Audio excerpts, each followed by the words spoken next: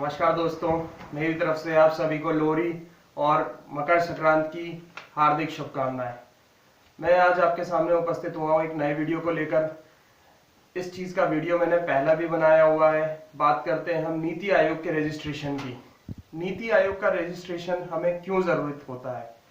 अगर हमारे पास कोई भी फर्म है, कोई भी प्राइवेट कंपनी है, कोई भी ऑर्गेनाइजेशन है और हम चाहते हैं कि गवर्नमेंट से उसको एड मिले, ग्रांट मिले, या हम गवर्नमेंट से उसको फंड लें, या फिर हम कोई डिफरेंट स्किल डेवलपमेंट के प्रोजेक्ट्स लें, माइनॉरिटी के प्रोजेक्ट्स लें, वुमेन एम्पावरमेंट के प्रोजेक्ट्स लें, समाज कल्याण विभाग के प्रोजेक्ट्स लें, तो हमें नीति आयोग के रजिस्ट्रेशन की बहुत ज्यादा जरूरत होती है। विदाउट नीति आयोग के रजिस्ट्रेशन के हम किसी भी चीज में अप्लाई नहीं कर पाते। जैसे आप लोग जानते हैं, आजकल गवर्नमेंट की जितनी भी स्कीम्स आती हैं वो डायरेक्टली ऑनलाइन अप्लाई करना पड़ता है, और ऑनलाइन अप्लाई करने में सबसे पहले ही हमसे एक यूनिक रजिस्ट्रेशन कोड मांगा जाता है जो हमें नीति आयोग के रजिस्ट्रेशन से मिलता है। इसके लिए मैं आपको बताना चाहूंगा कि हमें जो नीति आयोग का रजिस्ट्रेशन होता है वो एक एनजीओ दर्पण पोर्टल के ऊपर होता है, जिसका वेब एड्रेस होता है ngodarpan.gov.in।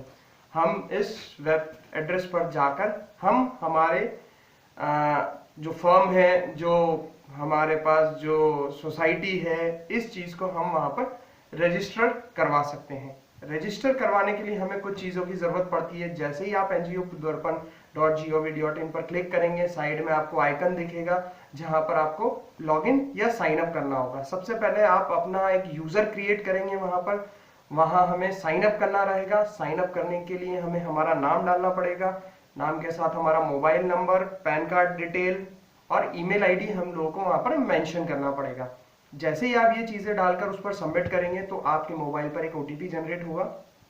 ओटीपी जनरेट होने के बाद आप उसको ओटीपी आपको उस पर डालना रहेगा और उसको सबमिट करना पड़ेगा। ये एक तरीके से वेरिफिकेशन होता है कि आपका मोबाइल सही है या नहीं है, या आप जेन्युइन यूजर हैं या नहीं है। इसके बाद जैसे ही आप ये प्रोसेस पूरा कर लेंगे तो आपके पास यूजर आईडी और पासवर्ड उसमें जनरेट हो जाएगा। फिर आपको अपनी कंपनी डिटेल्स, सोसाइटी डिटेल्स या फॉर्म डिटेल्स उसमें डालनी रहेंगी पूरी।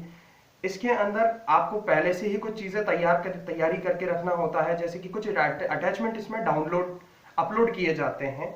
तो अटैचमेंट अपलोड करने के लिए हम पहले से ही तैयारी कर लें उस चीज की।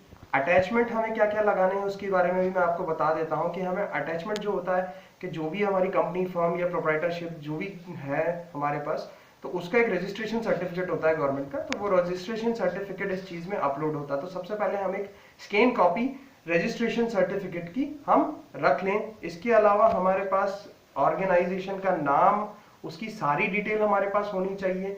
उसके बाद हमारी ऑर्गेनाइजेशन का क्या ऑब्जेक्टिव है, हमने जो ऑर्गेनाइजेशन बनाई है या सोसाइटी जो बनाई है उसका क्या ऑब्जेक्टिव है, उसके बायलॉज, उसका रजिस्ट्रेशन सर्टिफिकेट, इन सारी चीजों की कॉपी हमारे पास होनी चाहिए।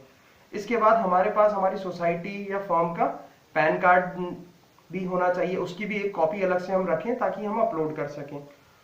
उसके बाद जितने भी हमारे सोसाइटी में मेंबर हैं, जो मेन मेंबर हैं, जो कोर कमेटी होती है सोसाइटी की, उनके मेंबर्स हों। अगर आपके पास कंपनी है तो कंपनी के डायरेक्टर्स की डिटेल्स, और प्रोप्राइटरशिप है तो एक सिंगल डायरेक्टर की डिटेल्स हम उसमें रखें। तो जो भी मेंबर हैं या डायरेक्टर हैं उनकी हम लोग डिटेल इसमें, मतलब उनके जैसे आधार कार्ड हैं या फिर वोटर आईडी कार्ड हैं, तो हम उसको कॉपी में स्कैन करके रख लें। और सारी की सारी डिटेल्स जो होती है मेंबर्स की या फिर डायरेक्टर्स की, तो वो हम एक लिख कर रख लें। पहले से हम लिख लेंगे तो वो इजी हो जाएगा हमें उसमें लिखकर अपलोड करने के लिए। उसके बाद एक हमारा ऑर्गेनाइजेशन प्रोफाइल या कंपनी प्रोफाइल हम एक सॉफ्ट कॉपी में रख लें, ताकि अगर उसमें से जैसे ही वहां पर आएगा कंपनी प्रोफाइल तो हम उसको अपलोड कर सकते हैं। तो इन चीजों के साथ हम हमारा फॉर्म फिल करके हम उसको सबमिट करेंगे। इसके बाद एक चीज मैं आपको और बताना चाहूंगा कि जो ये रजिस्ट्रेशन होता है, जो हम नीति आयोग का रजिस्ट्रेशन कर रहे हैं, रजिस्ट्रेशन पूरा का पूरा फ्री, एब्सोल्युटली फ्री। इसमें आपसे कोई भी चार्ज नहीं लिया जा रहा है। जैसे ही आप ये फॉर्म भर के सबमिट करते हैं उसके बाद आपको एक यूनिक आईडी जनरेट होती है। यूनिक आईडी जो होती है वो आपको संभाल कर रखनी है। उसका आप प्रिंट भी ले सकते हैं, प्रिंट लेकर अपनी प्रोफाइल में भी लगा सकते हैं, क्योंकि जहां भी जितने डिपार्टमेंट्स में आप अप्लाई करेंगे, आई थिंक 35 से 40 डिपार्टमेंट्स में हम इस यूनिक आईडी के जरिए हम डिपार्टमेंट्स में अप्लाई कर सकते हैं। हम ग्रांट्स के लिए अप्लाई कर सकते हैं, हम फंड के लिए अप्लाई कर सकते हैं, हम किसी भी प्रोजेक्ट के लिए अप्लाई कर सकते हैं, स्किल डेवलपमेंट के प्रोजेक्ट्स के लिए अप्लाई कर सकते हैं, माइनॉरिटी के प्रोजेक्ट्स के लिए अप्लाई कर सकते हैं, वुमेन एम्पावरमेंट के लिए हम कर सकते हैं। ST/SC OBC के जो प्रोजेक्ट्स होते हैं उनके लिए हम लोग अप्लाई कर सकते हैं। रूरल एरियाज के जो प्रोजेक्ट होते हैं, अर्बन एरियाज के जो प्रोजेक्ट्स होते हैं, उन सारी चीजों के लिए हम लोग अप्लाई कर सकते हैं। तो कभी भी आप किसी भी चीज में अगर अप्लाई करेंगे तो आपको एक ये एलिजिबिलिटी क्राइटेरिया हो गया है कि आपको यूनिक आईडी जो है आपके पास होना चाहिए नीति आयोग का रजिस्ट्रेशन का। आप देखेंगे अभी रिसेंटली जो स्कीम्स आई हुई हैं, अगर हम माइनॉरिटी के प्रोजेक्ट्स की बात करते हैं तो माइनॉरिटी के प्रोजेक्ट्स जो है जैसे नई रोशनी है, नई मंजिल है, उस्ताद है, आप देखेंगे अगर आप इसमें अप्लाई भी कर रहे हैं, अगर ऑनलाइन आप इसमें अप्लाई कर रहे हैं तो जैसे ही हम उस पर क्लिक करते हैं कि हम किसी प्रोजेक्ट पर हम लोगों को अप्लाई करना है, तो उस पर सबसे पहली चीज ही आपसे ये मांगी जाती है कि you need to enter unique ID registration code, है ना, जो हम लोगों को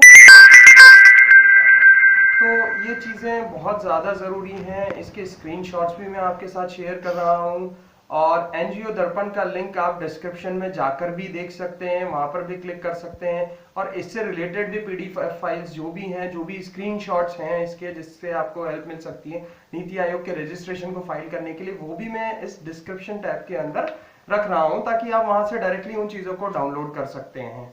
तो ये थी हमारी नीति आयोग के रजिस्ट्रेशन के बारे में जानकारी। Thank you so much for watching and please subscribe our channel. Thank you.